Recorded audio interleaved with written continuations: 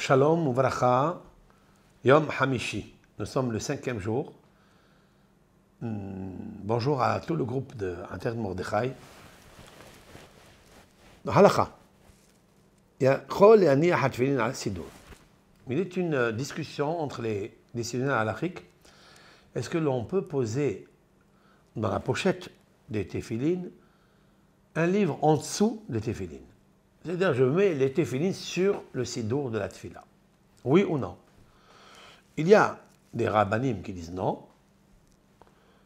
Il y a qui disent oui. Le Rav Hida, il est posek, dans Mahzik Beracha, dans un livre, qu'un homme peut poser les téphilines sur le sidour. Lo yeh davar hotzez ben téphilines b'saron. Maintenant, lorsqu'un homme il porte les téphilines dans son bras, il ne faut pas qu'il y ait un isolant entre les téphilines et sa chair directe. Même la petite poudre, qui a des fois qu'elle tombe comme ça dans son bras, même cette poudre-là, il faut l'enlever. Il faut qu'il n'y ait rien qui sépare les téphilines de sa chair. Cela ressemble à Bigdei Kehuna. Lorsque le Kohen portait les habits de Kehuna, elle devait toucher sa chair directe. Il ne pouvait pas avoir un isolant entre la chair et les vêtements. Fin de citation de la halakha. Moussar. Tov leistakel tamid la shamaim. Il est bon de regarder, visiter les cieux. À quoi elle sert cette contemplation? Elle sert à avoir la crainte du ciel. Voilà. Comme il est marqué dans le Tehillim. On apprend de David Ameler dans son Tehillim, psaume 8, verset 4. Ki er'e shamecha, lorsque je contemple, je regarde, shamecha, tes cieux, ma'ase etzbe'otecha, les œuvres de tes mains, ma enosh ki tizkeren ou ben adam ki tifkedenu. Je me dis, qui suis-je pour que tu te rappelles de moi? Akadosh Baruch Hu, tu es tellement grand, immense. Je me demande pourquoi tu t'intéresses à moi. Qui suis-je? Ma enosh ki tizkerenu, que tu me mentionnes, que tu me dis Israël Hashem Becha et Paar, Israël, de toi je suis fier, je suis impressionné. Tiens, ben c'est comme ça que David Ameler il voyait les choses.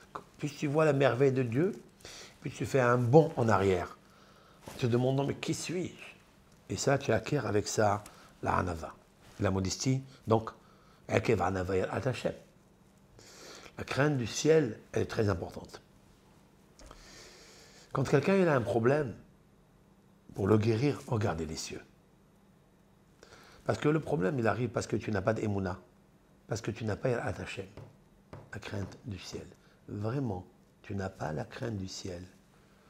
Et tout ce que tu fais est artificiel. Ça n'est pas l'essentiel. Ce qui est ta fierté, ce que tu vas garder avec toi, c'est-à-dire Hashem Yitbarach.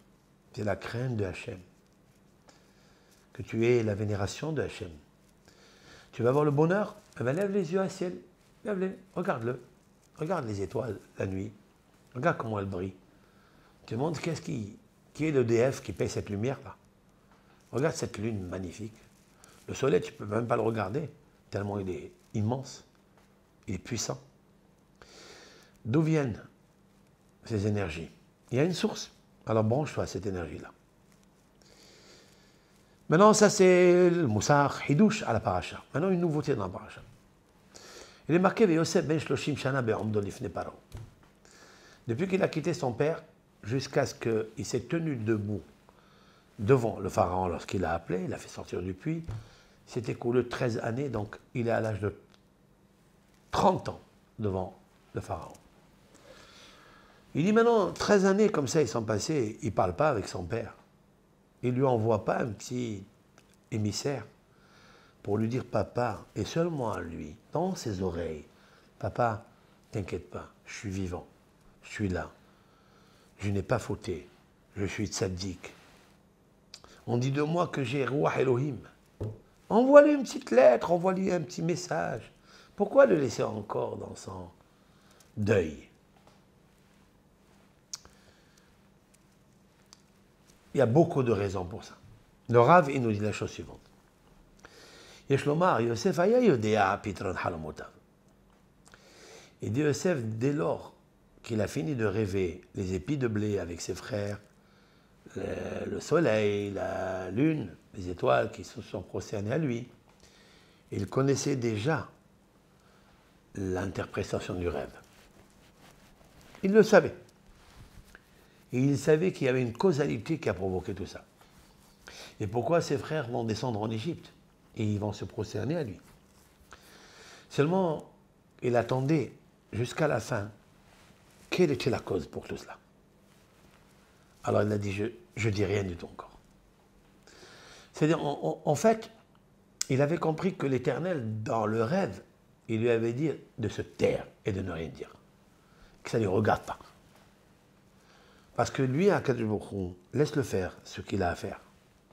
Ne pense pas, toi, dans la vie, libérer ce que Dieu peut faire.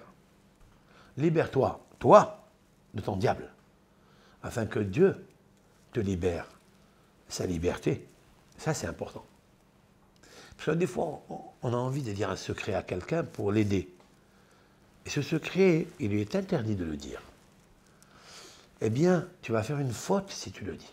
Alors, ça n'est pas parce qu'il est cruel, ça n'est pas parce qu'il n'aime pas son père. Au contraire, mais Israël a avec Yosef. Israël a aimé Yosef, c'est réciproque. Ils se ressemblent.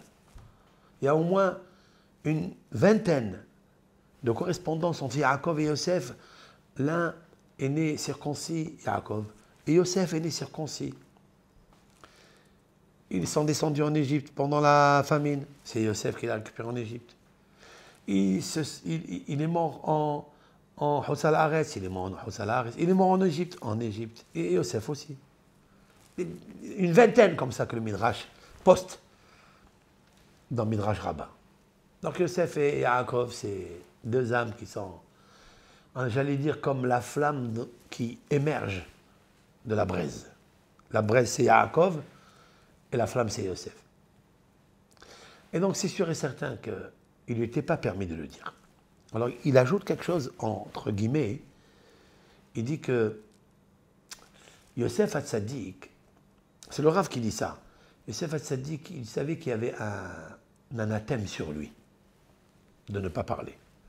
Comme il y avait un anathème que les frères ils ont fait que personne ne parle, ben même Yosef, il a acquiescé ce harem, cet anathème, comme eux ils ne doivent pas parler, moi aussi je ne dois pas parler, je laisse l'Éternel libérer le message lui-même. Alors, c'est la plus grande leçon que j'apprends aujourd'hui, c'est qu'en fait, des fois on a envie de libérer des messages à tout le monde pour dire qu'on est le libérateur de tout le monde. Mais tu as oublié que tu n'es qu'un ambassadeur de Dieu et que c'est l'Éternel le libérateur de tout. Et si tu veux comprendre pourquoi l'Éternel, il libère les autres et pas toi, et des fois tu t'appuies toi sur toi. Tu te dis, hé, moi. Alors tu es enfermé.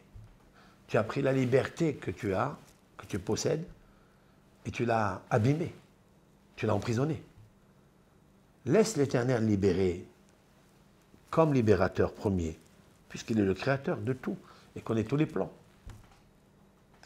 Et toi, attends la libération. Point à la ligne. C'est ce qu'il a fait Yosef Hatzadik. Yosef Hatzadik, il a dit, j'ai envie, bien sûr. Mais il dit, mais pourquoi Dieu m'a fait une chose pareille? Avoir un rêve aussi puissant qui est en train de se réaliser, il dit, j'attends la fin. Je ne suis pas pressé. Ne révélez jamais vos secrets à quelqu'un. Laissez l'Éternel les révéler, mais en passant par vous. Parce qu'un jour, il leur montrera qui vous êtes. Et c'est ça qu'on voit aujourd'hui dans la paracha.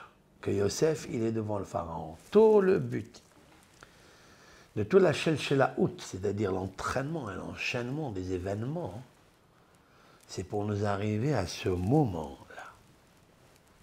Lorsque le pharaon, il éclate en joie et de dire, j'ai un homme, je vais le garder avec moi maintenant. Fini. Il va rester, il deviendra le vice-roi, le ministre d'Égypte, et c'est lui qui guidera tout. Le pharaon lui donne même la bague. Il lui dit, tiens, Tu m'as donné l'airbag, je te donne la bague. Et Dieu, c'est la bague. Il fait tourner le monde, elle est ronde. Laisse-le finir le circuit de la bague. Voilà comment un homme, il doit être patient comme Yosef pendant 13 années, comme la valeur numérique. Puis Israël, Ahav et Yosef. Ahava, valeur numérique 13.